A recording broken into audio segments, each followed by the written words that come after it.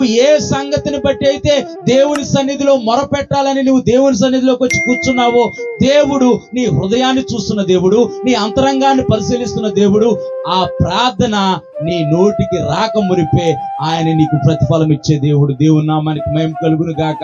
ఇక్కడ ఎజ్రా బృందం అంతా కలిసి బబులోనులో వారు ఉండి అక్కడ నుంచి యెరూషలేము ప్రాంతానికి వచ్చి యెరూషలేము ప్రాంతాల్లో పాడైపోయిన మందిరాన్ని కట్టాలని ఆలోచించినప్పుడు, ఇక్కడ ఎజ్రా బృందం అంతా వారి ప్రయాణము సాఫీగా సాగాలని, వారి ప్రయాణంలో ఎటువంటి అవరోధాలు ఎదురవ్వకుండా, కాలంలో ఎలా ఉండేదంటే ప్రయాణాలు చేస్తున్నప్పుడు దోపిడీ దొంగలు ఉండేవారు, దారిలో వారిని దోచుకుంటారని ఎజ్రా భావించి, ఒకవేళ రాజును అడుగుదామా, రాజుని అడిగితే కనుక మీ దేవుడు గొప్పోడు అంటున్నావు కదా ఎజ్రా, మీ దేవుడు ఉన్నతమైన వాడు అంటున్నావు కదా, మరి నన్ను అడుగుతున్నావేంటి సహాయం అని రాజు అంటాడేమో అని ఎజ్రా భావించి ఎజ్రా బృందం అంతా కలిసి, మా ప్రయాణము సాఫీగా సాగాలి ప్రభా, మా ప్రయాణంలో ఎటువంటి అవరోధాలు ఎదురవ్వకూడదు, మా ప్రయాణంలో ఆనాడు పగలు మేఘస్తంభమై రాత్రి అగ్నిస్తంభమై ఇశ్రాయేలు ప్రజల్ని అరణ్యంలో నడిపించినట్టుగా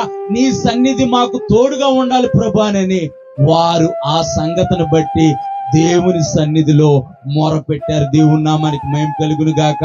నీవు ఏ సంగతిని బట్టి మొరపెడుతున్నా, ఏ సంగతిని బట్టి దేవుడి సన్నిధిలో కన్నీరు కారుస్తున్నా, ఏ సంగతిని బట్టి నీ ఉపవాసం ఉంటున్నా, అది నీ అప్పుల సమస్య అయినా, అనారోగ్య సమస్య అయినా, కుటుంబ సమస్య అయినా, ఎటువంటి వ్యతిరేక పరిస్థితులైనా సరే, అది ఏ సమస్య అయినా సరే, దేవుడు ఆ సమస్య పైన మీకు జయాన్ని ఇవ్వబోతున్నాడు. దేవుని నామానికి మహిమ కలుగును గాక. ఇక్కడ ఎజ్రా బృందం అంతా కలిసి వారి ప్రయాణం క్షేమకరంగా జరగాలని దేవుని సన్నిధిలో ఉపవాసం ఉండి వారు ప్రార్థించారంట.